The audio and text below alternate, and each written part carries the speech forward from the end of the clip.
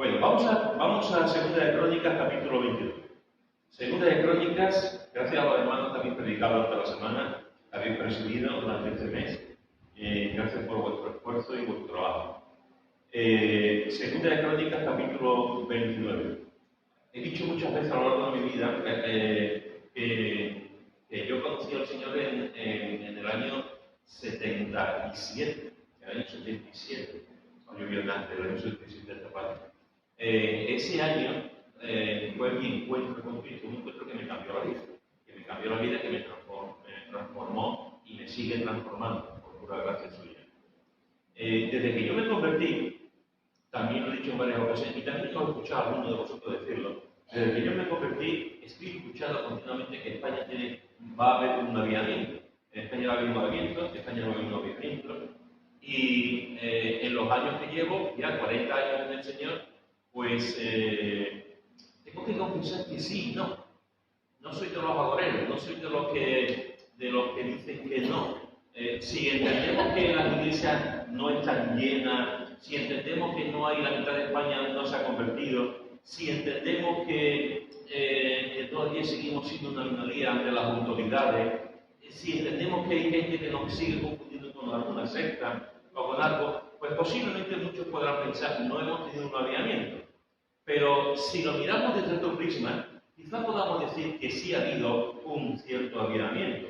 Cuando yo conocí al Señor, había 7 iglesias en Sevilla, y 6 o 7 iglesias en la provincia de Sevilla. En total se quedan 14 15 iglesias. En total, hoy en día hay cientos de iglesias, pero no solamente en Sevilla y en la provincia, en todas partes de España. Hay muchas calles que ya tienen no una, sino hasta 2 y 3 iglesias, creedme. Antes había calles, todas las calles tenían bares. Hoy hay y en las barriadas, hay muchas barriadas que tienen también iglesias o puntos de encuentro, puntos de oración de alguna familia. Es decir, si contemplamos un avivamiento como que millones de españoles se han convertido, pues podemos decir que no. Pero si contemplamos un avivamiento con cierta distancia, desde el año 77 hasta que yo me convertí, la situación no es la misma, ni mucho menos. Tenemos programas de televisión, tenemos capellanías en el mundo militar, tenemos pastores y hermanos voluntarios en las cárceles, tenemos hermanos que acuden a los hospitales también. Es decir, ha habido un despertar y hay hermanos que están en la obra de mi generación, hay hermanos que siguen hoy en día los caminos, muchos se volvieron atrás, muchos desaparecieron, pero muchos continúan y están ahí trabajando y sirviendo al Señor. Pero es verdad que una de las cosas, en mi opinión, una de las cosas que hace falta más en un sentido, en este tiempo donde estamos viviendo, de digamos, tantos ataques desde muchos frentes hacia la Iglesia, creo que hace falta un movimiento, es verdad. Creo que hace falta un avivamiento, un despertar, como tú quieras llamarlo, en la Iglesia, en nosotros como creyentes. Si tú miras el panorama de las iglesias evangélicas, hay mucha actividad, hay más seminarios que nunca, hay hermanos y hermanas muy comprometidos con el Señor, se está dando dinero para las misiones, hay iglesias que afortunadamente ya tienen la visión de pagar a su pastor, etc. Hay como un despertar, pero si tú miras por otra parte, ves que hay como una letanía, ves como hay un amodorramiento, ves como que hay una siesta, ves como que hay una comodidad, ves como que ya no hay el mismo deseo, la misma vocación, la misma ilusión que antes se tenía por las cosas del Señor.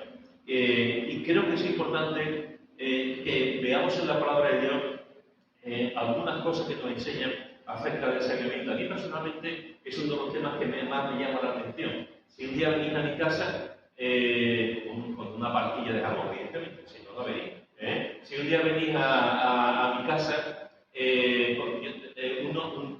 tengo ciertos libros, tengo una cantidad de libros.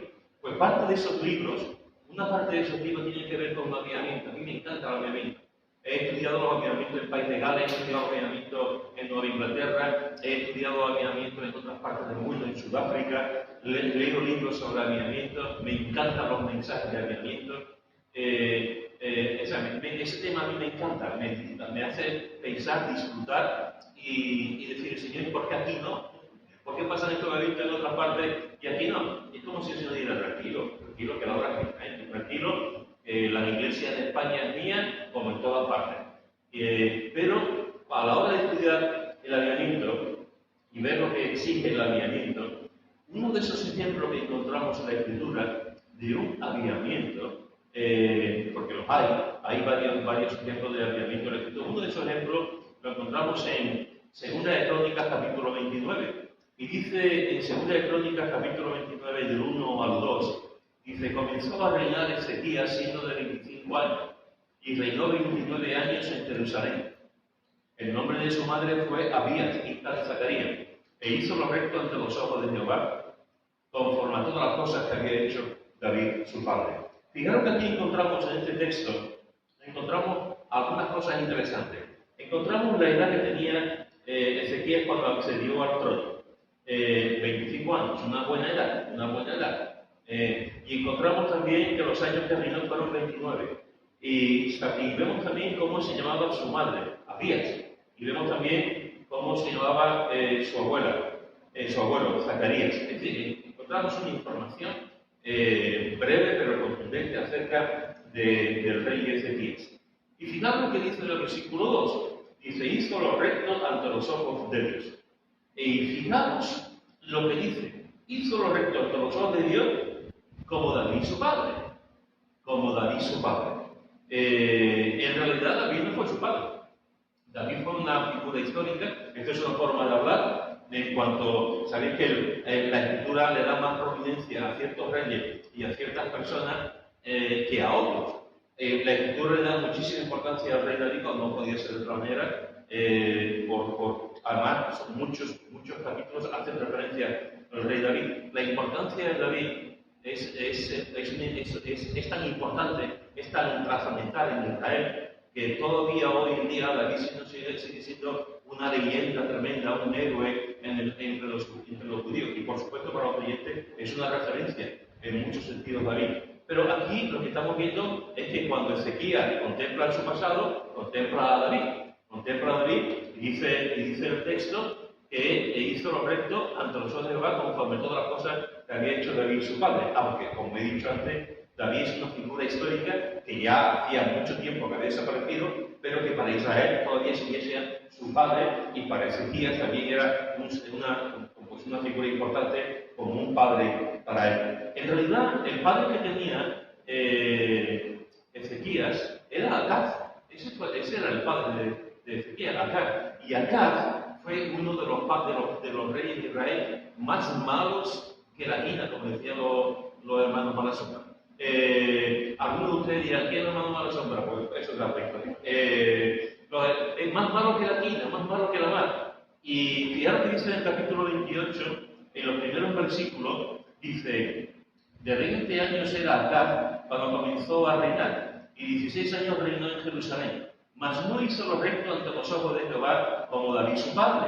Antes anduvo en los caminos de los reyes de Israel, y además hizo imágenes fundidas a los Baales. Quemó también incienso en el valle de los hijos de Hinnom, e hizo pasar a sus hijos por fuego, conforme a las abominaciones de las naciones que Jehová había arrojado de la presencia de los hijos de Israel. Asimismo sacrificó y quemó incienso en los lugares altos, en los collados y debajo de todo árbol frondoso. Este era el padre. Y si tú sigues leyendo el capítulo 28, tú podrás ver la cantidad de cosas que el padre hizo y cómo Acaz fue uno de los peores reyes que tuvo, tristemente, y tuvo muchos, la historia de Israel. Ezequías tuvo dos modelos. Por una parte encontramos que tenía el modelo de su padre carnal, y por otra parte encontramos que tenía el modelo de su padre histórico, y su padre de referencia, como fue David. Y aquí, en este texto, encontramos varias cosas importantes. La primera es, ¿qué modelo de vida vamos a darle nosotros a nuestros hijos? ¿Qué modelo de vida vamos a darle nosotros a nuestros nietos? El modelo de vida que tuvo acá fue un modelo de vida desastroso, fue terrible. Y su hijo Ezequías lo estaba contemplando. Su hijo Ezequías vio las cosas, cómo mataba a la gente, cómo hizo pasar a sus hijos por fuego, cómo levantó imágenes fundidas de los Baales, cómo sacrificaba incienso, cómo practicaba la idolatría. Este dato que está diciendo de que hizo pasar por fuego a sus hijos es terrible. Esto no era una práctica común entre los israelitas, era una práctica común en el mundo cananeo, pero entre los israelitas no, pero hubo algunos reyes que lo hicieron, y entre ellos lo hizo este hombre, este rey acá. Ese fue el modelo que tuvo Ezequías. Yo no sé lo que vería Ezequías si su padre jugaba con él de pequeñito, si su padre estaba con él y le aconsejaba, pero me imagino que lo que Ezequías estaba contemplando en la vida de su padre era a un ser desastroso, a un ser malo, a un rey malo. Y después nos dice que tuvo también contemplaba a otro hombre, contempló históricamente a otro hombre como fue David. Y la cuestión es, ¿qué modelo vamos a darle a nuestros hijos? ¿El modelo de David o el modelo de Acaz? ¿Qué vamos a enseñar a nuestros hijos? ¿Qué vamos a enseñar a nuestros nietos? ¿Qué vamos a enseñar en general a la gente que nos rodea entre nosotros? La segunda cosa que vemos aquí en este texto es que hay gente que cree en un cierto fatalismo, en una cierta, digamos, predestinación hacia la gente. Sí, está quitado, se le va a pasar. Gracias.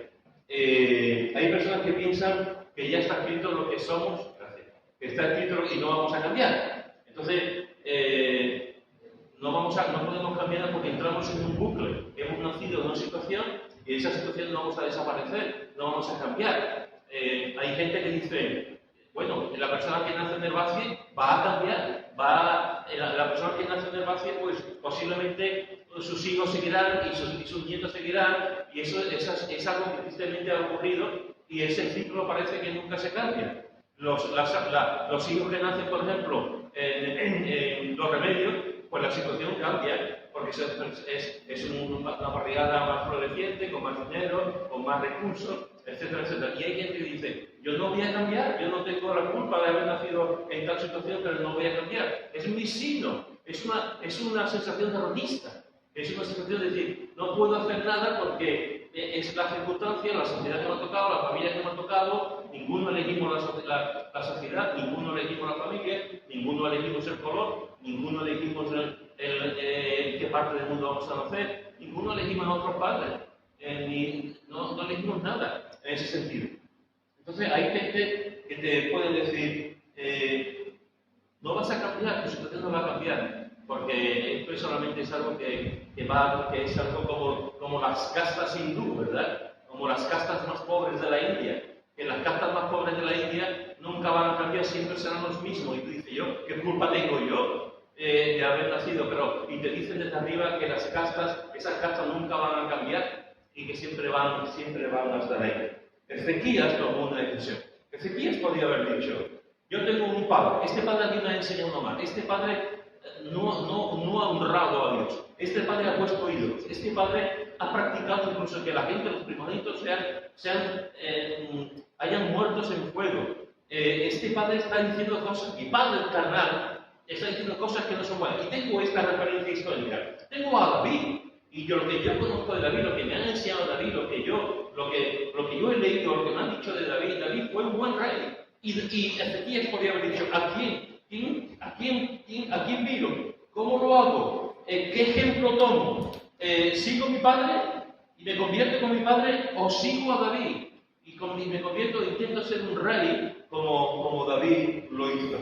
No te conformes nunca con tu destino. No te conformes nunca con un cierto fatalismo. No te conformes nunca con decir, bueno, yo he estado aquí y he nacido aquí y no puedo cambiar. Porque sí puedes cambiar. Puedes cambiar en el momento en que tomamos decisiones. Y yo he estado aquí en esta situación y ya está. No. Alguna vez he dicho que conozco a una mujer que nació en las 3.000 viviendas y hoy en día es doctora en medicina y además muy reputada. Conozco a personas que han nacido en sitios muy pobres y son abogados hoy en día. Conozco a gente que ha nacido en situaciones muy complicadas y hoy en día pues son hombres y mujeres que sirven al Señor a tiempo completo. Por favor, no te conformes nunca con tu destino. Y no creas que no puedes salir de ahí, porque ese es un determinismo fatalista. en el sentido de que estoy aquí, no puedo cambiar. Sí puedes cambiar, sí puedes cambiar. Sí puedes tomar las decisiones delante de Dios y enfrentarte y buscar mejorar tu vida, tu trabajo, tu interior, tu familia, y rebelarte contra la situación de la que estás viviendo, que a lo mejor no es la más adecuada, pero puedes intentar cambiar. David tuvo eso. David tuvo dos ejemplos. ¿A cuál ejemplo seguimos? ¿Qué ejemplo tenemos? ¿Qué es lo que podemos hacer? ¿Los que nos dan malos ejemplos o los que nos dan buenos ejemplos? Déjame decirte algo que tú sabes. En la iglesia también hay buenos ejemplos y malos ejemplos. En la iglesia hay ejemplos que dicen, tu madre mía, yo no quiero ser como este hombre, como esta familia, como esta mujer. Y hay ejemplos que te dicen, wow, yo quiero ser como Pablo que me trae agua. Hay buenos ejemplos que dicen, yo quiero ser como esto. En las familias pasa igual. En la familia hay padres y madres y hermanos que son un buen ejemplo y otros que no son tan buen ejemplo. Y son familia.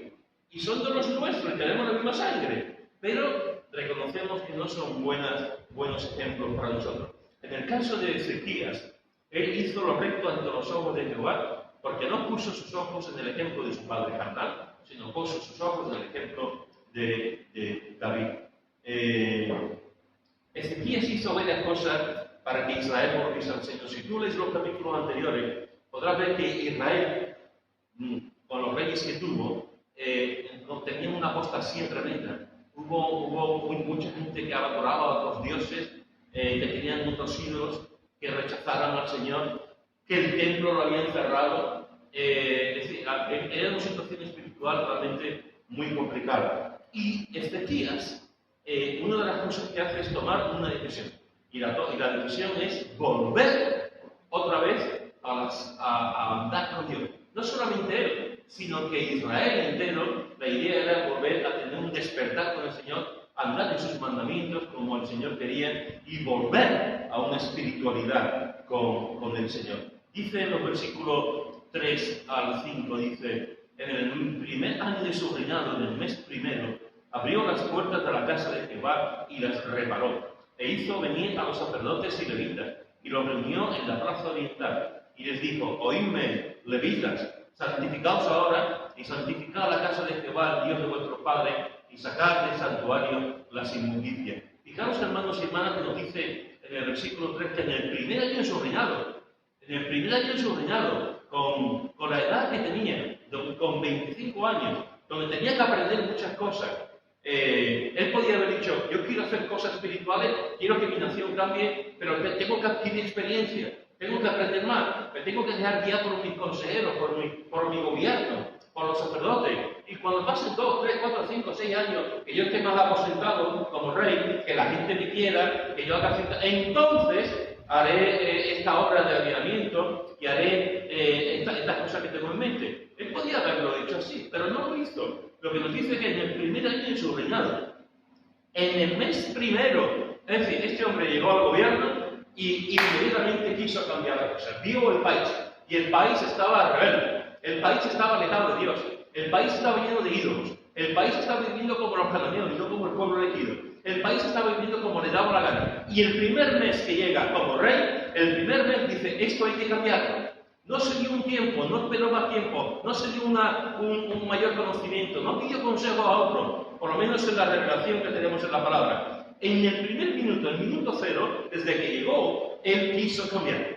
Y a mí eso me sorprende, porque lo que encontramos aquí es a un hombre valiente. No hay muchos reyes valientes, no hay muchos hombres y mujeres valientes, no hay muchos hombres y mujeres que tomen decisiones que saben que pueden costarle mucho, que le puede costar la crítica, que incluso le puede costar la muerte, por defender lo que ellos piensan. Y aquí encontramos a este joven rey, con 25 años, sin apenas experiencia, y le encontramos aquí que está dispuesto en el primer año de su vida, en el mes primero, abrió las puertas de la casa de Dios y la reparó. Y si tú lees el capítulo 28, podrás ver que, por ejemplo, vemos en el versículo 24, dice, además de eso recogió Acaz los utensilios de la casa de Dios y los quebró y cerró las puertas de la casa de Jehová y se hizo altares en Jerusalén en todos los rincones. Llega un momento en que Acaz dice, aquí está la casa de Dios, aquí está el templo, vamos a cerrar el templo. Y el lugar que era de adoración, el lugar que era de alabanza, el lugar donde se enseñaba, el lugar donde la gente iba a clamar al Señor, a buscar al Señor, este rey se acabó, se cerró las puertas. Y el lugar de culto se convirtió en un no lugar, se convirtió en un sitio completamente cerrado. La gente ya no podía ir a alabar al Señor allí porque este rey había cerrado las puertas de la iglesia, las puertas del templo, y la gente no podía ir allí. Y cuando llega Ezequías al reinar, lo primero que hace es volver a abrir la casa de Dios, volver a abrir el lugar de adoración, para que la gente pudiese ir directamente allí y poder alabar al Señor. Fue un rey, en ese sentido, valiente. Y fijaros que nos dice que hizo venir a los sacerdotes y levitas, y los reunió en la plaza oriental, a los sacerdotes, a los levitas, al liderazgo.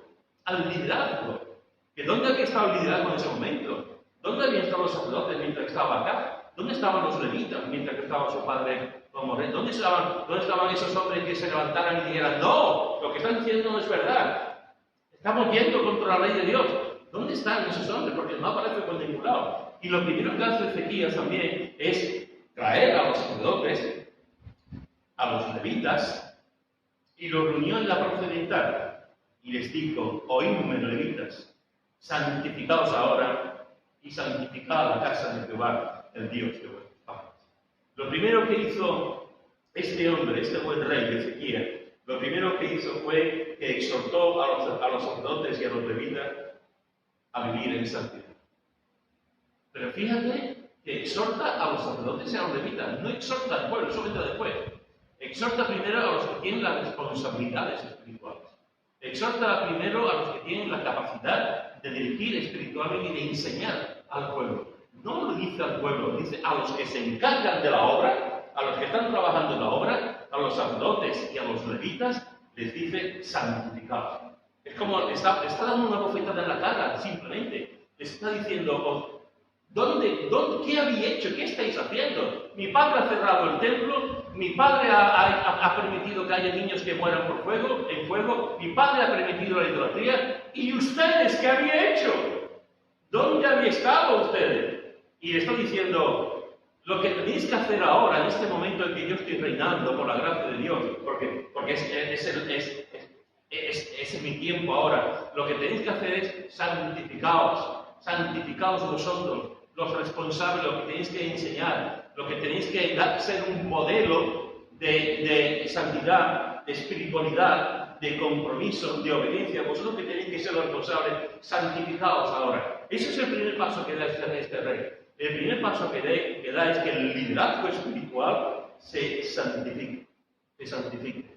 Cuando hay un avivamiento, cuando buscamos un avivamiento, cuando la iglesia llega un momento que dice, Señor, despiértanos, avívanos, lo primero que hace el Señor siempre comienza con el liderazgo de la iglesia. Con el liderazgo de la iglesia. Siempre comienza con los que están ahí al frente, sirviendo, trabajando, predicando, en los diversos ministerios, las diversas cosas que hace. Y eso es lo que el Señor está diciendo continuamente también. Que nos renovamos, que nos despertemos, que aquellos que tienen responsabilidades en la iglesia sean los primeros en despertarse y sean los primeros en santificarse. Mirad lo que dice en Levítico, en el capítulo 19, versículo 2. Levítico, capítulo 19, versículo 2. Dice así, Levítico, capítulo 19, versículo 2. Todavía me sorprende cómo hay tantos creyentes que no quieren leer Levítico, que se aburren con Levítico, cuando Levítico es un libro precioso, tremendo. Mirad lo que dice en el capítulo 19, versículo 2. Habla a toda la congregación. Bueno, dice el versículo 1. Habló Jehová a Moisés diciendo, habla a toda la congregación de los hijos de Israel y diles, santos seréis, porque santo soy yo, Jehová vuestro Dios. Santos seréis, porque santo soy yo, Jehová vuestro Dios. Y si vamos al capítulo 11, un poquito más adelante, en los versículos 44 y 45, leemos. Capítulo 11, versículo 44-45 dice, porque yo soy Jehová vuestro Dios. Vosotros por tanto os santificaréis y seréis santos, porque yo soy santo. Así que no contaminéis vuestras personas con ningún animal que se arrastre sobre la tierra, porque yo soy Jehová. que os hago subir de la tierra de Egipto para ser vuestro Dios y seréis pues santos, porque yo soy santo. La razón que da aquí el Señor para ser santo es: yo os he sacado de la esclavitud. La razón que da el Señor para que ellos sean santos es: yo quiero un pueblo santo. Pero la razón más importante que da el Señor para que sean santos es porque yo soy santo. Porque yo soy santo. El Señor está diciendo: sed santos porque yo soy santo. La santidad es un mandamiento divino, hermanos. La santidad no es un criterio a nosotros, una opción, o lo que nosotros podamos pensar. Hoy me levanto pensando que la santidad está bien y soy santo. Hoy me levanto pensando que la santidad no está bien, hago lo que me da la gana. La santidad es un mandato divino. La santidad tiene que ver con el ser de Dios. El Dios que tenemos es un Dios santo. Y como Dios santo, Dios quiere que sus hijos también sean santos. Y después, si en el libro del Levítico se repite continuamente, en todo el Antiguo Testamento se repite continuamente, y si tú vas al Nuevo Testamento se repite continuamente. El apóstol Pedro, años después, siglos después, él da el mismo argumento: sed santos porque yo soy santo. Y está haciendo referencia el apóstol Pedro también a la lectura, al libro del Levítico. Lo que Ezequías está diciendo es: líderes, sacerdotes, levitas, santificaos, y enseñadnos a los demás lo que es la santidad. Enseñadnos a los demás a vivir santamente. Pero vosotros sois los primeros, los que tenéis esa responsabilidad, lo que habéis sido llamado para ser luz en Israel, lo que habéis sido llamado para sacrificar, lo que habéis sido llamado para ser instructores. Vosotros tenéis que santificarlo primero, porque sois los que tenéis más responsabilidad. Santificarlo. La palabra de Dios, hermanos y hermanas, nos llama continuamente a la santidad, a la santificación. Cada día deberíamos de ponernos delante de Dios y cada día debemos enseñar a vivir santamente. Estamos en un mundo donde lo mejor que podemos hacer es no mirar, no escuchar y no por cuello como todo el mundo. Vas por cualquier cosa, por cualquier sitio y lo que viene y dices: uy, ¿para qué habré mirado? Y vas por cualquier parte y estás escuchando: ¿y para qué me escuchando? En televisión, en todo lo otro. O sea, estamos en un mundo caído, en un mundo que cada vez el pecado abunda más, en un mundo donde los creyentes cada vez estamos peor también, en un mundo donde la iglesia se ha mundanalizado, en un mundo donde la carnalidad es el pan nuestro de cada día, en un mundo donde continuamente nos dicen: ven, ven, ven con nosotros que lo bajamos aquí. Ven, ven, deja tu iglesia, deja tu Dios, vive bien, mira yo, tengo esto, hago lo otro, y no soy cristiano, no soy creyente, mira, porque hago lo que me da la gana. El mundo que nos está gritando continuamente y que nos está invitando: ven, ven, ven. Y muchos creyentes van, y muchos creyentes salen por la puerta y nunca más vienen a la iglesia. Y muchos creyentes no viven en santidad. Cada vez hay más creyentes que viven en pecado. Cada vez hay más creyentes que engañan a sus cónyuges. Cada vez hay más creyentes que en su trabajo no lo hacen honradamente. Cada vez hay más creyentes que hacen cosas que no son adecuadas. Cada vez hay más personas así. Y Ezequías está diciendo: hay que cambiar. Hay que vivir una vida de santidad. Una vida de santidad. La santificación es un proceso que Dios va haciendo en nuestras vidas. El momento en que nosotros nos convertimos, automáticamente somos santos delante de Él, no por nosotros, sino por la obra de Cristo en la cruz. Somos santos, hermano. Si antes el Señor nos veía, porque tenemos un corazón negro por el pecado, al momento en que creemos en Cristo, automáticamente nuestro corazón está limpio, está blanco como la nieve, por el efecto de la cruz de Cristo, de la muerte de Cristo. Nos ha limpiado de todo pecado. Y en ese momento somos hijos de Dios. Y cuando somos hijos de Dios, pertenecemos a la familia de Dios. Y resulta que la Biblia nos dice que la familia de Dios, ese Dios del que formamos parte, es santo. Es santo, es santo. Por lo tanto, lo que Dios dice: sois mío, sois mi pueblo, yo soy santo. Por lo tanto, el razonamiento es tremendo. Es un razonamiento muy lógico desde el punto de vista de Dios. Es un razonamiento muy potente que nos debería hacer pensar a cada uno de nosotros y a la iglesia del Señor: ser santo, porque yo soy santo. ser santo, porque yo soy santo. ¿Te parece poco argumento? ¿Te parece poca razón bíblica? ¿Te parece poco consistente? Somos santos porque Él es santo. La santidad no tiene nada que ver con el aburrimiento. La santidad no tiene nada que ver con solamente esto no lo puedo hacer. No, eso lo hacen los fanáticos. La santidad tiene que ver con una relación con un Dios sano, alegre. La gente que yo conozco más alegre en el Señor son los que están viviendo más en santidad. La gente que yo conozco que realmente disfrutan de sus vidas y dan sus vidas al Señor son los que viven en santidad, son los que disfrutan de la pureza, son los que disfrutan de una conciencia limpia delante de Dios. No conoceréis a un creyente que vive en santidad que sea un creyente de estos siempre serios y siempre... No, los creyentes que viven auténticamente en santidad son hombres y mujeres felices. Hombres y mujeres que viven conforme en la referencia. ¿Qué referencia tenemos nosotros? Nuestra referencia no es David, nuestra referencia no es nuestro padre Adán, nuestra referencia es Jesús, y Jesús es santo. Y la palabra de Dios es santa, y el Dios Trino es santo, el Espíritu Santo es santo, como dice su nombre. El Dios Padre es santo. Por lo tanto, lo que el Señor nos dice en su palabra es vivir en santidad. Vivir en santidad. Ser santos, porque yo soy santo. Esa es la primera marca que ofrece aquí Ezequiel para tener un avivamiento. La santidad. La santidad. ¿Por qué el templo era santo? El templo era un templo normal y corriente, hecho de una serie de... Aquí tenemos un especialista del templo, hecho de muchas cosas. El templo en sí era una obra de arte, pero era un templo. ¿Por qué el templo de Salomón, el tabernáculo era santo?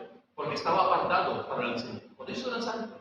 Porque estaba apartado para el Señor. ¿Por qué los sacerdotes eran santos si eran hombres y mujeres como nosotros? Porque habían sido apartados para el ministerio, estaban santificados. Estaban apartados. ¿Por qué la tribu de Leví era una tribu apartada? ¿Por qué? Porque habían sido santificados, apartados para el Señor, para hacer una labor santa de servicio en Israel. Cuando hablamos de santidad, de santificación, estamos hablando de que hemos sido apartados por el Señor y para el Señor. Ya no somos como antes, ya no hacemos las cosas como antes, ya no vivimos como antes, hemos sido apartados por nuestro Dios, un Dios, recuérdalo hermano, recuérdalo, un Dios tres veces santo. Y se repite en Isaías y se vuelve a repetir en Apocalipsis. 3 veces santo. Lo primero que hace Ezequías es, el primer mes, Señor, esto hay que cambiarlo. Este pueblo no puede continuar así, este pueblo no puede seguir como mi padre ha hecho. Este pueblo tiene que cambiar y va a cambiar, Señor, con el liderazgo, con los que tienen la responsabilidad espiritual. Y él se lo dice cara a cara, me encanta este hombre, se lo dice, santificaos ahora. Santificaos y santificar la casa de Jehová. Esa casa de Jehová que ha sido cerrada, santificarla. Y que la gente vuelva, y que podáis allí enseñar, y que podáis hacer las cosas, santificarla. La segunda cosa que hace, la encontramos en los versículos 6 al 11. Dice, porque nuestros padres se han rebelado y han hecho lo malo ante los ojos de Jehová nuestro Dios, porque le dejaron y apartaron sus rostros del tabernáculo de Jehová y le volvieron las espaldas, y aún cerraron las puertas del pórtico y apagaron las lámparas, no quemaron incienso ni sacrificaron holocausto en el santuario al Dios de Israel. Por tanto, la ira de Jehová ha venido sobre Judá y Jerusalén, y los ha entregado a turbación, a execración y a escarnio, como veis vosotros con vuestros ojos.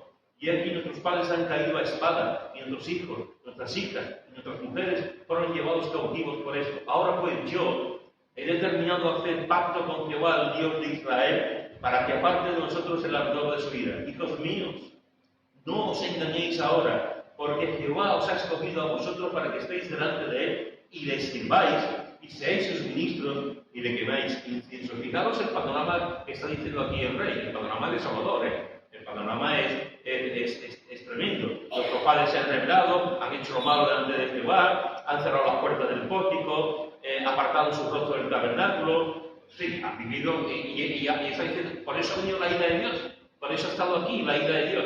Esa ira que nunca queremos hablar, que nunca queremos compartir, que no queremos predicar, la ira de Dios.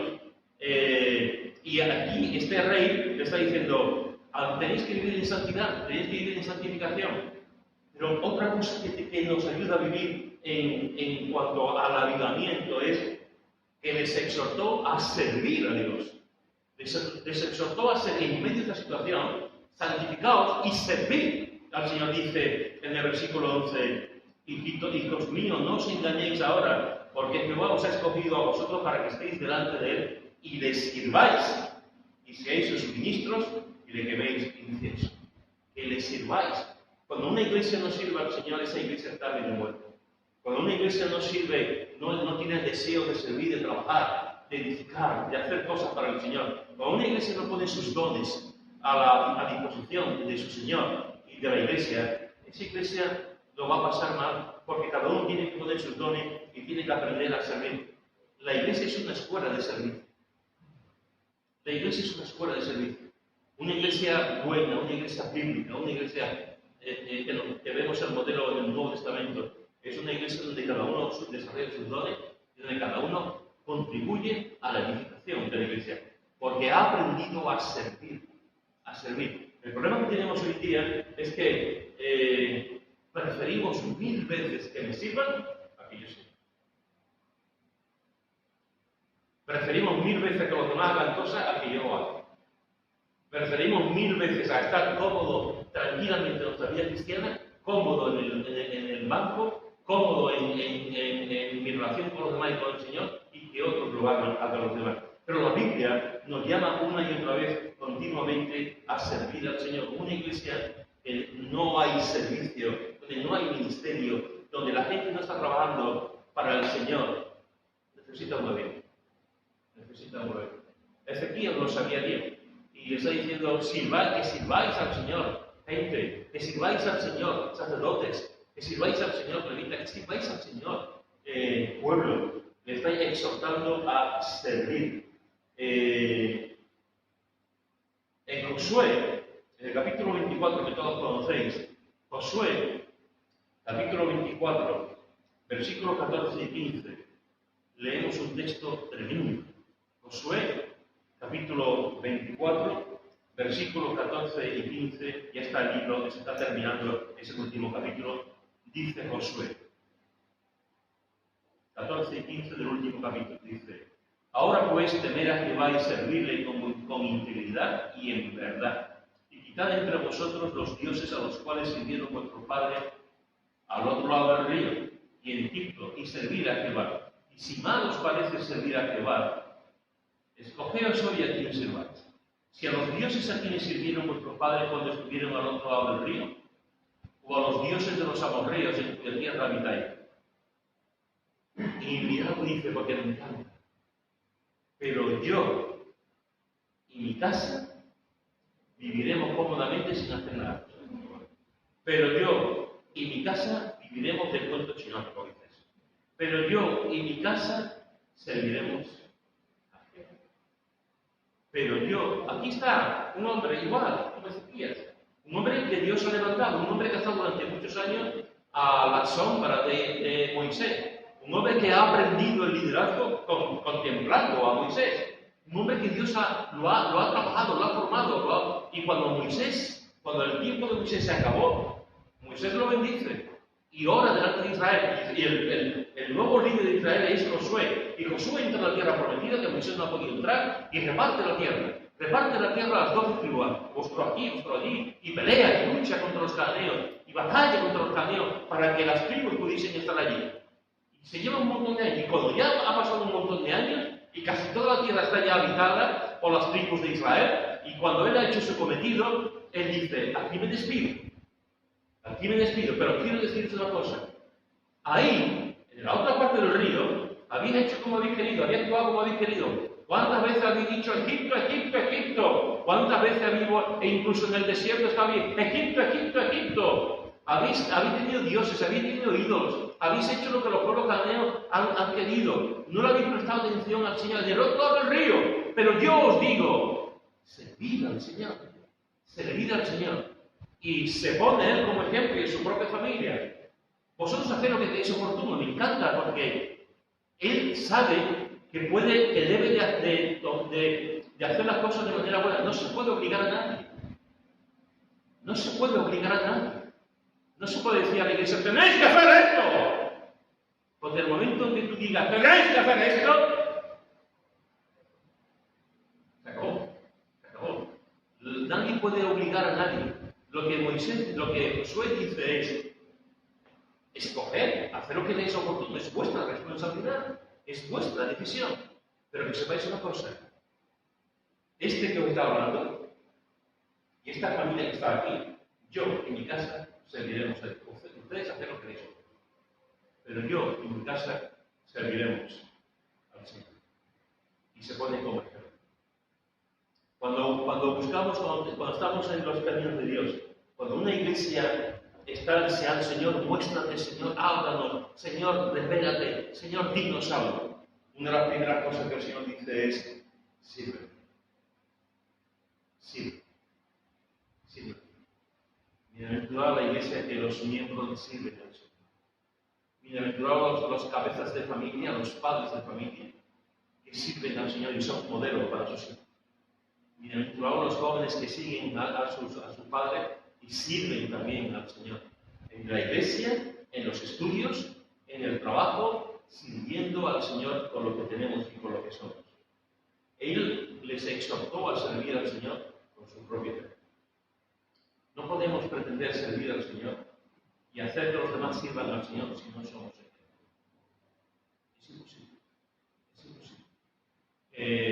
Tenemos que aprender a servir y a actuar delante del Señor y servir con alegría. Yo no concibo el otro día me encontré, bueno, hace ya un tiempo, me encontré con el que hoy es el presidente de los pastores en Sevilla. Hacía mucho tiempo que yo no lo veía. Ya sabéis que durante varios años estuve como presidente de los pastores, que este hermano hacía mucho tiempo que no lo veía. Y me lo vi hace unos cuantos meses y me dice, ahora soy yo el nuevo presidente de los pastores. Digo, anda, qué bien. Dice, sí, como nadie quería serlo, pues me liaron a mí, de pastor Pérez. Y eso es, perdón, no es así.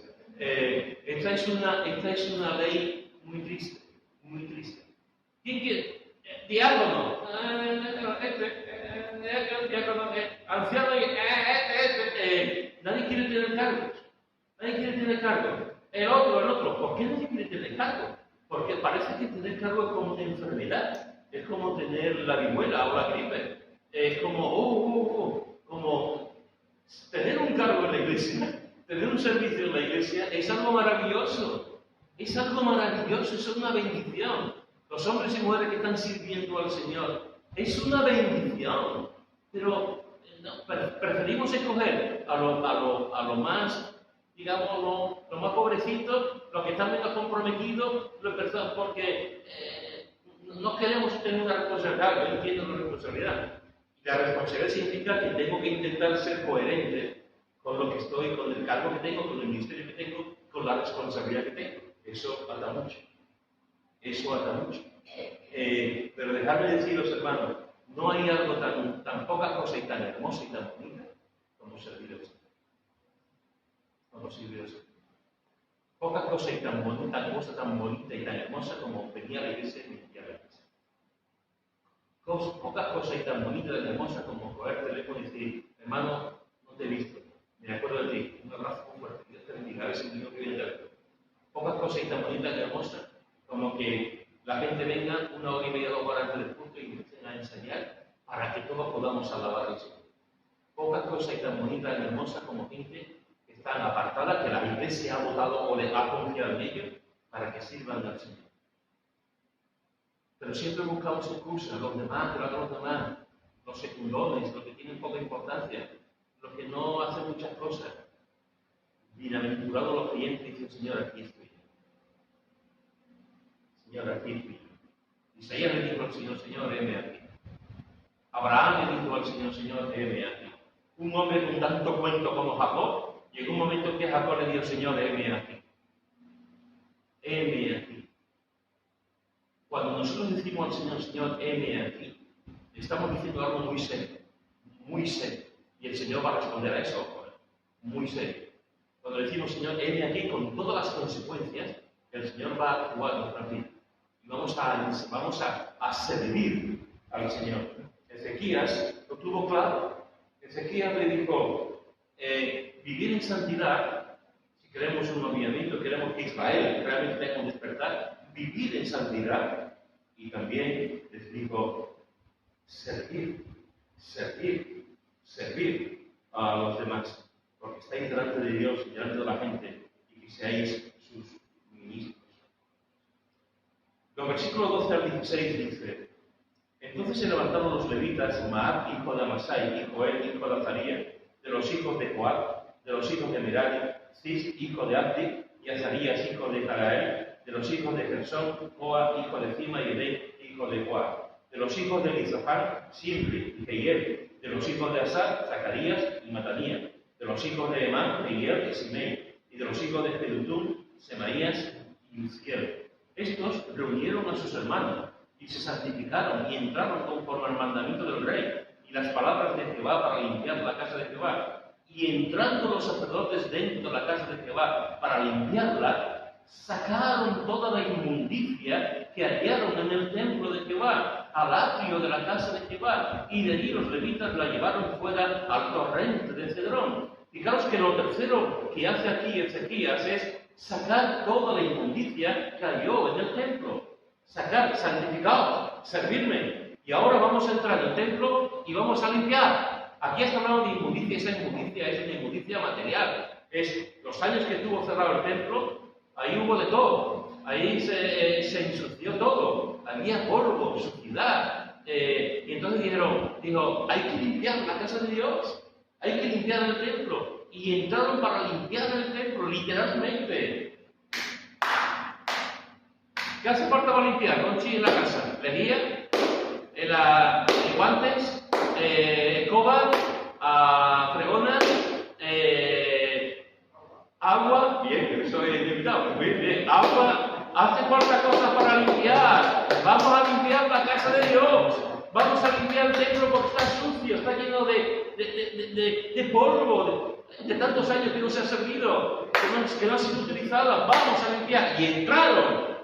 Y me encanta porque dice, y sacaron toda la inmundicia que hallaron en el templo de Jehová. Yo no sé si tenían bolsas, no sé si tenían bolsas, no sé cómo lo harían, pero tuvieron que sacar tanta porquería, tuvieron que sacar tanta suciedad.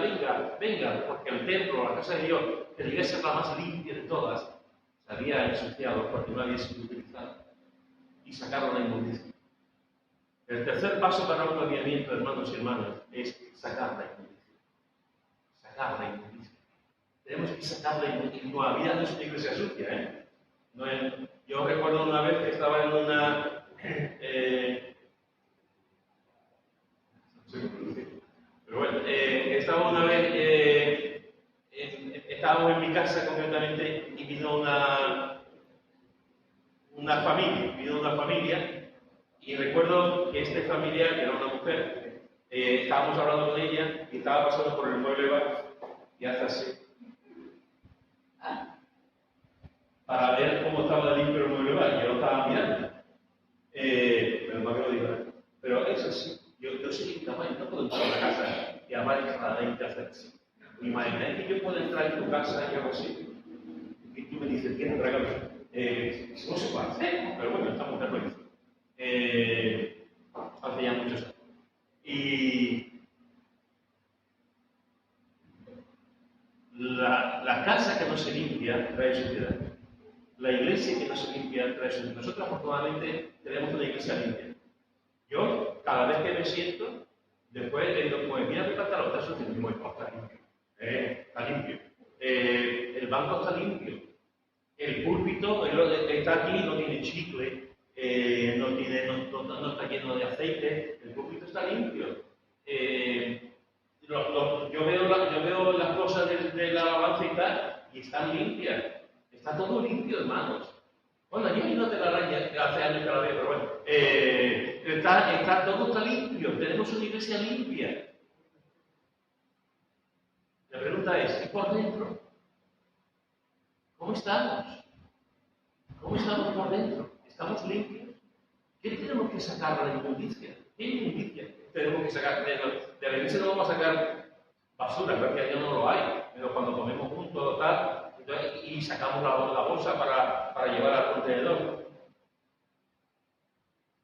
Pero cuando hay una decisión, cuando queremos realmente que haya un movimiento en nuestras vidas, tenemos que decir, Señor, ¿qué tengo que sacar de mí?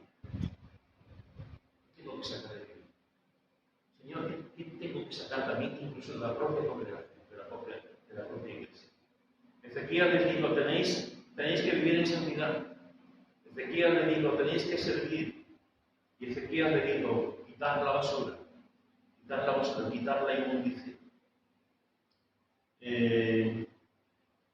Quitar la inmundicia. Y te lo vuelvo a preguntar, ¿qué inmundicia tenemos que sacar nosotros? Te voy a decir dos. Y eso seguro que tú tienes muchas más que decirme. Pero te voy a decir dos. Cuando una iglesia pide aviamiento, cuando un creyente dice al Señor, Señor, ayúdame porque me estoy muriendo, porque me estoy secando, una de las cosas que tenemos que hacer es analizar nuestro corazón. Y sabéis, en muchas ocasiones cuando no tenemos un despertar del Señor, un aviento del Señor, porque tenemos la tibieza. Si tú te vas a Apocalipsis, tú podrás ver como a la iglesia de Jesús está diciendo el Señor, ni frío ni caliente, es que estáis tibios. Una iglesia tibia es una iglesia que ni fu, ni fa, ni chicha, ni limonada. Es una iglesia que dice, bueno, una iglesia fría es una iglesia fría. Y sabemos que una iglesia fría hay que predicar la palabra, vivir la palabra, hay que exhortar a la congregación, y sabemos, hay que orar, es una iglesia fría, necesita calor. Una iglesia con fuego es una iglesia de fuego, es una iglesia que no necesita nada, porque todos sus miembros están con el Señor, son como granilla, con el corazón lleno de fuego. Pero ¿qué se hace con una iglesia tibia? ¿Qué se hace con un creyente tibio? ¿Qué se hace con una familia tibia? ¿Qué se hace con creyentes que vienen, si no vienen no pasa nada? Y si vienen, tampoco. Y no hay desafíos en su vida, y no hay decisiones en su vida, y no hay cambios en su vida, y no hay determinación en su vida. ¿Cómo se hace eso? ¿Cómo podemos? Hay que sacar la inmundicia. Hay que tirarla al valle de Cedrón. Hay que sacarla y decir, Señor, dame fuego. Dame como Juan el Bautista. He venido a prender fuego, decía Juan el Bautista. Vaya tela. Como Juan el Bautista, tenemos que tener fuego en nuestro corazón. La mayoría de las iglesias que yo conozco y muchos de los creyentes que yo conozco, no sé tú, pero que yo conozco, están instalados en la tibieza. Y tenemos que quitar la tibieza. Si queremos un despertar espiritual, si queremos que Israel vuelva a los caminos de Dios, si queremos que la iglesia de Dios esté abierta, si queremos vivir en santidad, si queremos servir al Señor, si queremos hacer lo que Él quiere, tenemos que tirar a la basura la tibieza. Señor, dame fuego. Señor, dame fuego. Señor, dame fuego. Y la segunda cosa, y con esto voy a terminar, para que lo echemos al valle, la segunda cosa que tenemos que tirar es la falta de compromiso. Nunca en la vida de la iglesia creo que hay una generación como esta en la que hay tampoco compromiso. De manera general, yo estoy contento con la iglesia, con el compromiso y doy gracias al Señor, pero una de las notas que tenemos hoy en día en la iglesia, de forma general, es que hay muy poco compromiso con el servicio, con la santidad, con la expansión de su palabra, con una vida de obediencia, de entrega, de lealtad, de verdad. De poner siempre al Señor antes que yo, de poner los pensamientos de Dios antes que mis pensamientos, de poner antes de lo que Dios me dice antes que mi propia comunidad. Tenemos que tirar al valle del Cedrón, tenemos que tirar la basura para poder tener una vida de aviamiento. Y quizá llega un momento que tenemos que parar y decir, Señor, ¿cómo está mi corazón? ¿Cómo está mi corazón? Una vez palpitó por ti, Señor, una vez palpitó y de qué forma. Una vez, Señor, estaba muy pero ya está más apagado. Y lo que tengo en mi corazón está tibieza. No es calor. O quizás tenemos que decir, Señor, hace años me comprometí contigo. años que serví, hace años. Quizás intenté cambiar el mundo para ti, pero ya. Ahora estoy viviendo a la iglesia, viviendo del día de ayer, viviendo lo que hice ayer, y ya está. Pero la vida de ayer, eso fue ayer. Mañana, ¿tú sabes lo que va a pasar mañana? Aparte de que el Betis va a ser campeón de liga. ¿Tú sabes lo que va a pasar mañana? Nadie lo sabe, pero sí sabemos lo que puede pasar hoy. Y es comprometernos con el servicio al Señor, con su santidad, y comprometernos también con las cosas, con el ministerio, con nuestra familia. Yo y mi casa serviremos al Señor, con nuestra familia, con nuestros amigos, con la iglesia, comprometernos.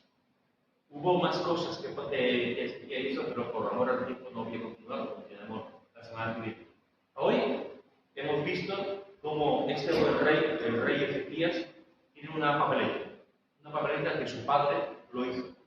Una papeleta de una situación espiritual tremenda en Israel, mala. Y Ezequías dice, ¿a quién miro? ¿A quién contemplo?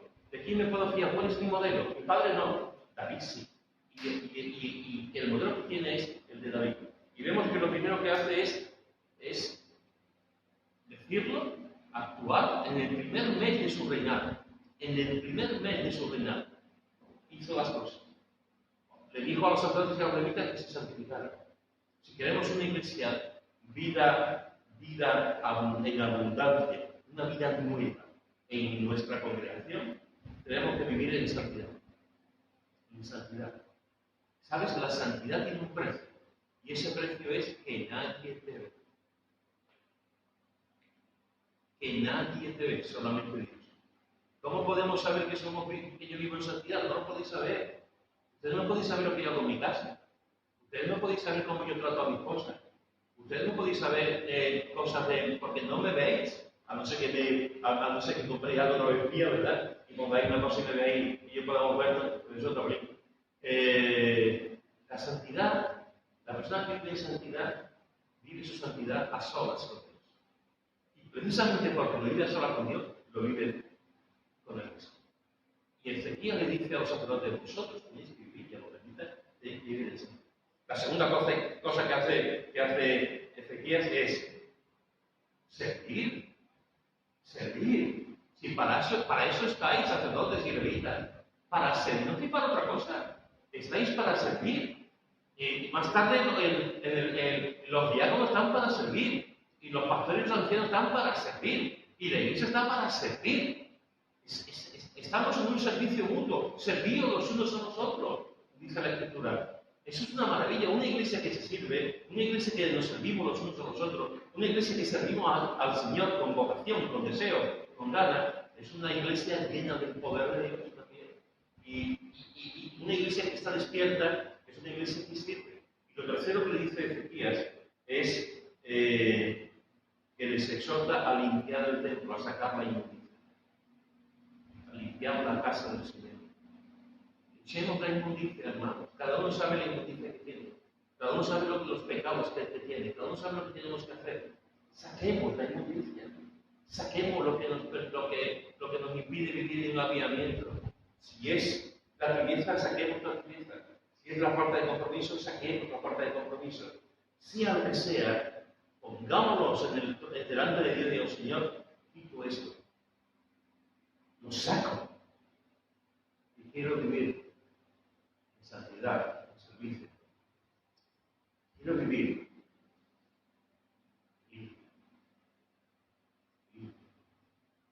limpiamente delante de tuya, sacando aquello que estorba mi relación. Como digo, la semana que viene continuaremos porque no me ha dado tiempo de terminarlo todo. Pero estos 3 puntos creo que son puntos importantes que nos deben ayudar a pensar y a meditar. Yo he visto por un aviamiento. Llevo años orando por un aviamiento. En Utrera y aquí. Por un aviamiento. Y sé que muchos de ustedes también. Sé que muchos de ustedes también están pidiendo por un aviamiento. hora de que también delante del Señor leamos este texto tranquilamente en casa, lo meditemos. Y estas tres cosas que hizo Ezequías, también lo leamos nosotros. También lo apliquemos nosotros.